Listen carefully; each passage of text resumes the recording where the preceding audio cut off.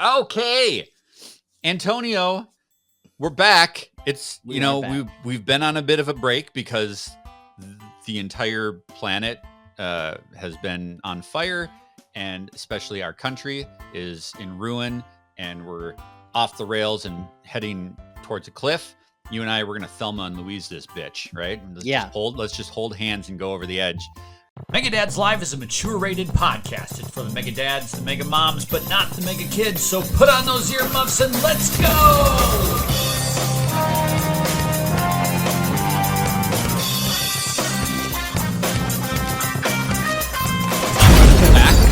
I'm excited to talk some games. I'm excited to hear what you've been playing because I haven't even talked to you. I mean, we Discord and text and stuff, but we haven't done a face-to-face in like 2 months. It's been a busy time, and I hope that it's a testament to how much we care about everybody listening, that we're out here giving it our all. Yeah. Putting on a show, trying to get your mind off things, trying to have you have a good time. The best thing that I have going for me, honestly, is being around like-minded people and just shared humanity, people who are just like, rational and kind. And I'd got to remind myself that there are a lot of us and that we are in this together and we're going to be all right. So That's what I got to say. I'm ready to go because gaming is still cool. Thank God. The gaming is still good. Gaming is great. I've got a fantastic game to talk about this episode. We'll get there in a second. I don't know if this is quite the episode to do super positive yet. So instead, we're going to do our parent of the month. Oh, I like this. This parent of the month. I heard about this story actually getting ready this morning on Good Morning America, and I was blown away. This comes from Georgia. There's a recent event in Georgia that really got my brain in motion. My gears were turning, and I want to know what you think about Brittany Patterson. There's a 40-year-old woman who was detained by the Fannin County Sheriff's Office on October 30th for reckless conduct after police found her son walking by himself to the grocery store. Now, She was taking her other child to a doctor's appointment. Okay. And her son was picked up by the cops walking from their house to the grocery store, which was half a mile away from their house. The son is 10 years old. Mm-hmm. Now, in my brain, I think that's a perfectly acceptable age. We live over a mile away from where my son goes to school, and a lot of his friends walk to school. Mm-hmm. They don't even take the bus; they just walk home from school. So I was really curious to see what you thought about this. What would be an appropriate age for your child to walk to the grocery store? Now, Elliot, my son, is 10 years old. We've just started leaving him home alone. Like if we're running errands and we take the dog, we take Nora with us. We have no problem leaving him home alone. He hasn't gone anywhere because we just don't have the need for him to do that. But mom was taking the son to the doctor, and the other kid, the 10-year-old, went to the grocery store half a mile away. Weigh in on this. I want to hear your thoughts. It's such a hard thing because, like, I feel for the parents who have, like, no other choice. So a lot of times it's like, I have to do this. There's no other way. I'm between a rock and a hard place, so I have to make a hard choice when I maybe wouldn't want to, leave my kid alone. Mm-hmm. But at the same time, like, it's necessary sometimes. Like, I trust your kids. Like, I would trust Nora to, like, drive me to work. Like, your kids are responsible.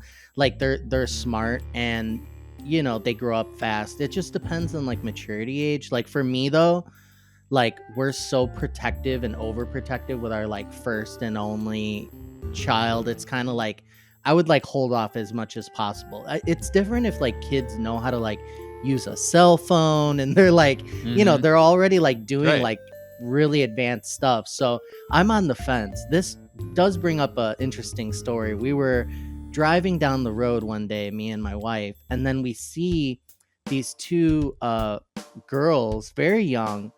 They had to be less than 10. They must have been like 5, 7, something like that, maybe younger, and they were dressed up like kangaroos or something, like some type of marsupial, and they're like skipping down the road, and they're making like quite a bit of headway, like where it's like, oh, they're not just playing in front of a house, they're like skipping down the road. So well, yeah, they're kangaroos. It was wild, and we were just like slowed down a little bit, like, look at these girls, like, where's their parents? So then we slowed down, and then we're like, hey, are you guys all right? And they're like, they came up to like the car, like, hey, what's going on? Like, just talking to us. And we're just like, where's your house? And they're like, and like they were like, you could tell they kind of like lost track of like where it was. Yeah. So they're far. They're like down this long block. They're like, and we're like, oh no. They're like, you can't just be walking around. Like, there's like, bad people. You never know. They're like, we know karate. And they start like doing karate for us. Like, just like showing us what they would like do to like someone trying to apprehend them, just like poking the eyes or whatever. And I was impressed, but we ended up walking with them, like just stopped the car, went down the block. We were like, okay, does this look familiar?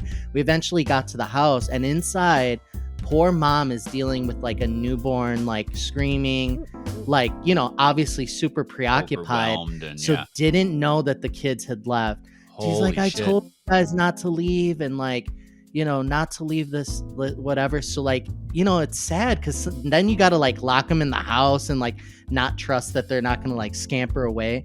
It's so hard. I don't know. I can't wait though for the day that Lily can like do that adult stuff, do my taxes, like I'm just waiting for more and more responsibility to like, when she's ready for it, to take the pressure off me. So yeah, I mean, you bring up a good point that like it's definitely a child by child basis as far as how you feel comfortable as a parent.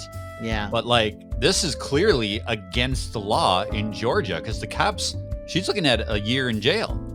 A year in jail? Yeah. For what? For letting her child, because there is an age, like I don't know exactly what the bracket is, but like there is a certain age where a child is allowed to apparently walk to the store, and 10 is not it in Georgia.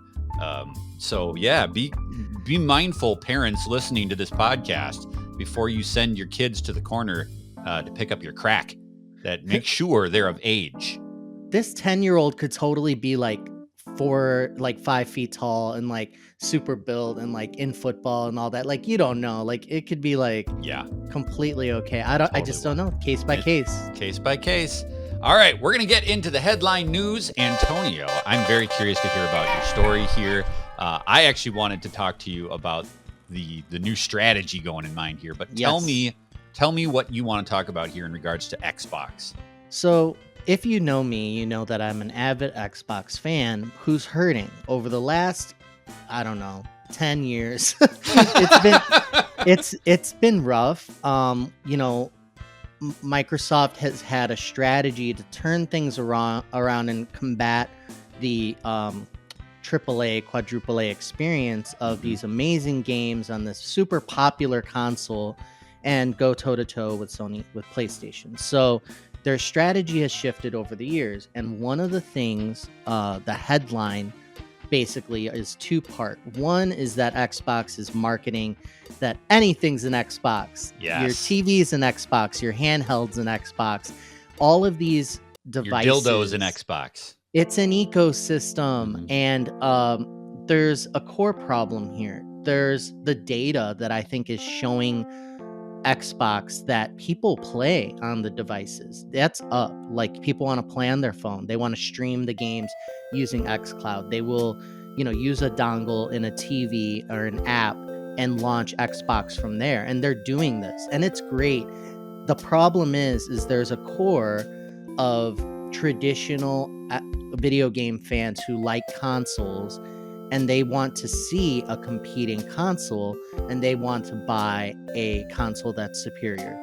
The problem that I see with all this is the games were not there, and they had acquired studios to say, maybe we'll acquire studios, invest in them, build some existing ones up, all sorts of combination of things, and this will lead to great games. I'm talking about exceptional games. Let's be real. That's what people want. And it really hadn't happened. There have been so many disappointing, like 7s, 8s, like meandering games. Not that that's a bad score, but like when you want your tent poles to be the 10s, right? Yes, because Sony is delivering that. I mean, you can't look at Horizon, you can't look at Ghost of Tsushima, you can't look at God of War, you can't look at Uncharted, you can't look at all of these games that are undisputedly like near masterpiece and then just have a competition that's lacking this much. So the traditional console fans are not satisfied with the games that are coming. They're not satisfied with Xbox saying, you know what, we're not going to focus on the console race anymore.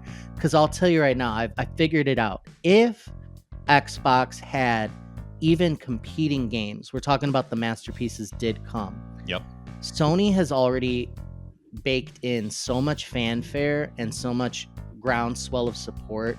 It's hard to change someone from an ecosystem to another. So I don't think that even if Xbox came through with the games and they had a similarly powered console, that they would make headway. And I think they know that. They're like, it's a losing battle. It would take too much. There's no way. So the strategy has changed. So that's headline number one. And to me, I don't know. I like consoles. I want to say that I support a company that's still making consoles, but at the same time, I do a lot of handhelds gaming. I do a lot of streaming.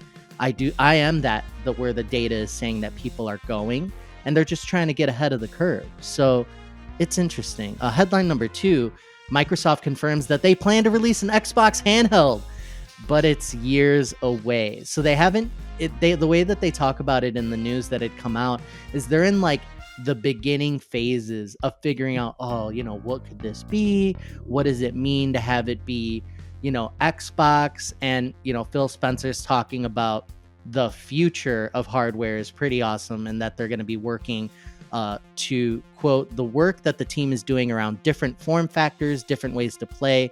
He's incredibly excited about. Today was about games, but we will have a time to come out and talk more about the platform, and we can't wait to bring it to you. So this is quite a ways away. I'm excited, but I already play on my Steam Deck, Xbox Cloud streaming, and that's where I get my stuff. Supposedly you're going to be able to play, Xbox games that you purchased also via streaming soon, that is not necessarily part of Game Pass. So all kinds of interesting moves, but overall I think Xbox is really throwing the kitchen sink out there right now, trying to gain some positive news, some positive momentum.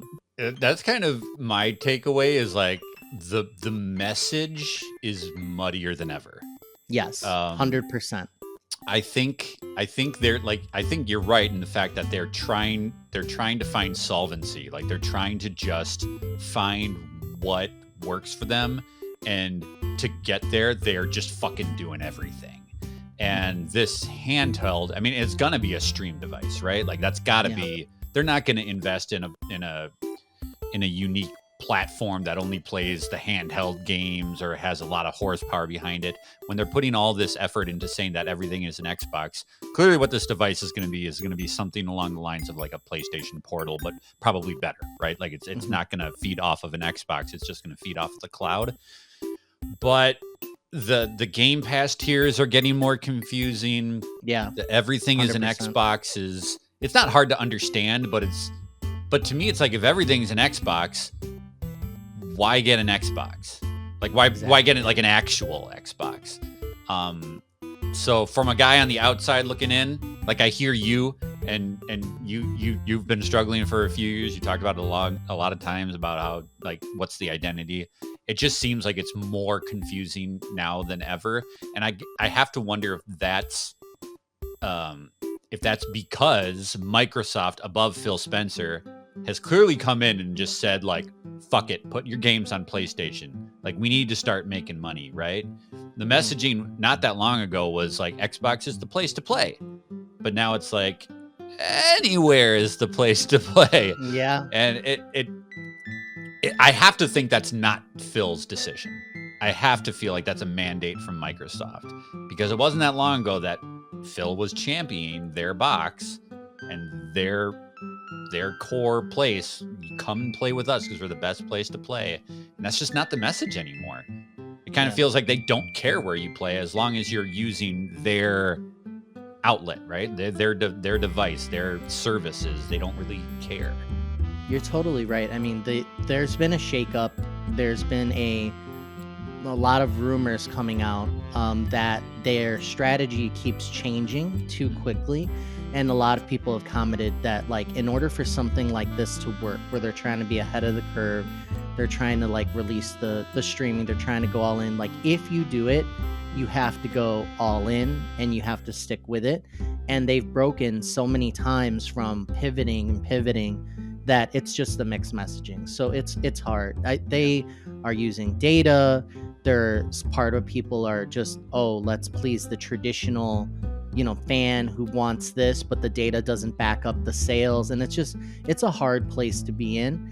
I don't envy them. And it's making it harder and harder to be in the ecosystem long term if you're going to keep missing out on the games. I used to buy whole systems for 4 great games. Right. I remember the days where I'm like, you know what? I'm going to break and buy this console now because it has these like 4 gems and I want to experience them. And I've done that many times in the past. If it wasn't for the financial circumstances, and Game Pass being such a low barrier to entry to, keeping fresh games coming to me, I think I would have switched over already. I mean, Game Pass is kind of holding up this house of cards a little bit, in my opinion. And I'm not really jazzed about what's going on right now with the release schedule for ending 2024, going into 2025. I feel like so many things have just been cooking forever. And, we'll see. The time will tell. I will say that it is seeming like the big 3 are really spreading themselves out in terms of identifying who they're for. Like, PlayStation is the premium, high-cost place to play the exclusives and the AAA that you can only get on PlayStation. Xbox is kind of the middle. Everybody can access a lot of good games at a reasonable price in a lot of different ways. So they're kind of like the mid-range option, more for like the casual person. And then Nintendo is just, what Nintendo's always been, exclusive games for families and kids and stuff like that. So I will say that it seems easier when a non-gamer approaches you and says, hey, I'm looking at getting a thing for my family or for my kids. Like, I feel like it's easier to suggest a platform depending on what that person is looking to get into, which is kind of interesting. Yeah. But yeah, this is interesting times. Everything's in flux for sure. Okay, we're going to move on now to a game that I am very excited to talk about, Antonio. I'm very excited to finally be able to talk about Silent Hill 2. Andrew. Okay. Look, I'm not sure what you're planning, but there's always another way. Really? What's the point? It's easier just to run. Maybe it's all we deserve. This comes from Konami and Bloober Team. Bloober Team is a developer of games such as The Medium, Layers of Fear, Blair Witch. They're great at psychological and atmospheric horror, but they've gotten a lot of crap over the years for while they're able to deliver scares and interesting horror stories, their gameplay has always been knocked as kind of being subpar, right? There's not a lot of gameplay in a game like Layers of Fear. It's a walking simulator, a haunted house game. Same with Blair Witch. The Medium came out, and did you play The Medium? No, I didn't play it when it came out. The dual, like, where you could switch between the two. Yes, The Medium came out. It was actually an Xbox exclusive for quite a while. And it was very much, it felt like this was their sizzle reel, their proof of concept for taking control of a Silent Hill game. It had a lot of parallels. There were 2 different worlds that you could jump back and forth. It was a supernatural horror story. It was very much like their audition for Silent Hill. And so when Konami announced that they were bringing back this franchise, which has been dead forever, ever since PT and the whole Kojima thing crashed, they announced that Bloober Team was going to remake Silent Hill 2. And let me tell you, this got my goosebumps like shooting off of my arms because it just made perfect sense. These guys have shown that they can do this kind of game. I love their games, even though a lot of people think they're kind of a subpar studio. So what happens when you take Bloober Team and the very best Silent Hill game there's ever been, one of my favorite games of all time, Silent Hill 2, you get a Game of the Year caliber horror experience. All right. This title is phenomenal.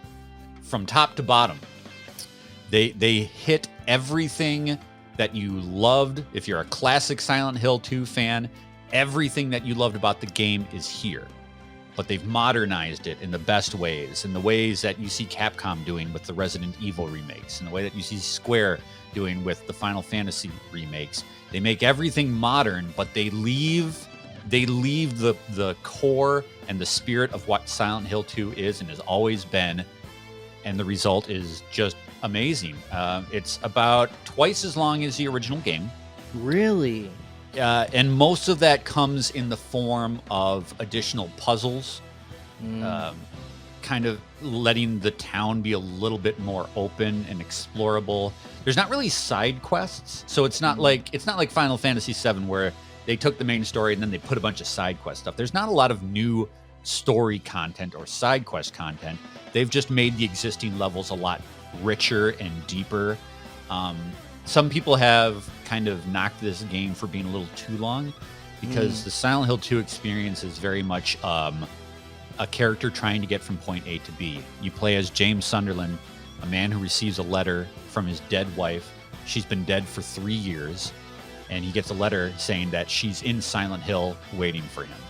And so the experience of Silent Hill is trying to find out how he got this letter, how she can be communicating to him. And as he tries to find her, it's very much like, I want to get to the end. I got to see what happens. What's at the end of this story? What's on this hook? And the game does a fantastic job of unraveling the mystery and really propelling you forward. When I first played this game on the PlayStation 2, I played the second half of the game in a single sitting because I was just so enraptured and so fascinated. And I just had to see what the hell was going on. And the longer game time in this remake kind of hurts that a little bit. You know, you got a lot more puzzles and a lot more combat in the way to getting to that point B. But it's so polished. The graphics are amazing. The acting, the voice acting and the motion capture is just, this game is all about personality and storytelling. So they knocked that out of the park. The guy who plays James, it's one of the best video game performances that I've seen since like The Last of Us. It is so nuanced, so deep and traumatic and heartbreaking. They've enhanced the combat. So that was always like the worst part of the Silent Hill was the combat. They've enhanced it to a way that it's fun, but it still feels like you're a normal person who doesn't know how to fight, right? Your swings, when you hit your attack button, your swings are kind of all over the place. When you aim, you don't auto lock onto the bad guys, so your bullets kind of go wild, which adds to the tension and the fear, right? Like you got a guy in your sights and you're swinging and you're mashing the button, but like sometimes you're just totally whiffing it. So it's a really interesting line that they balance of making it feel like the character isn't very proficient, but it's not like the controls suck, right? Yeah, that's a good balance. Yeah, so they've absolutely nailed that. The music is mostly carryover from the previous, but remixed, but they've added a lot of new music. And the fucking sound design in this game. I hear great my things. God. I know you played Dead Space, and I've heard Dead Space remake has phenomenal sound design. If you put a pair of headphones on and play Silent Hill in the dark, all alone, it heightens that terror so much. You hear all the scraping metal of the enemies in the distance that you can't see because it's so dark. There's whispers and crying and voices and all sorts of shit. It's so well done. I don't know if they got a bucket load of cash from Konami to make this happen, but the presentation of this thing is just second to none. It's made one of my favorite games of all time even better. And that's all you can ask for a remake, right? Like, please don't fuck it up. Please don't take my memory and somehow kneecap this experience. But Silent Hill 2, as a guy, like I said, this is one of my favorite games ever. They absolutely nailed it. So, like, for the story, it's very intriguing to me because it's very like, what? Like, it's kind of like Lost. It's like keeping you on your toes. How weird can it be? And string you along. And how many times can you run into someone where you're like, will you just say ask them this question? Like, where's the information? Like, you're getting breadcrumbs. It reminded me a lot of when they went overdrive with Control, where it was just assumed that nothing's going to be explained to you. Don't even worry about it. Like, everything's just matter of fact, but all context is out of the question. You're just like in this mystical like situation. So is there a payoff to the story in a way that's satisfying originally? And had they changed anything at all with like what ends up happening? Because I could find, if you've played the game before and they didn't change anything, you could be like, yep, same thing like before. That I remember. Like, is there a satisfying payoff? Because a lot of people are like driven by that story, driven by the explanation. I need to know why. I need to know how. So what would you say for somebody who's coming to the series? Without giving anything away, I'll say, first of all, yes, absolute payoff. They explain enough in a way that they don't have to explain everything, but they give you a reason why they don't have to explain everything.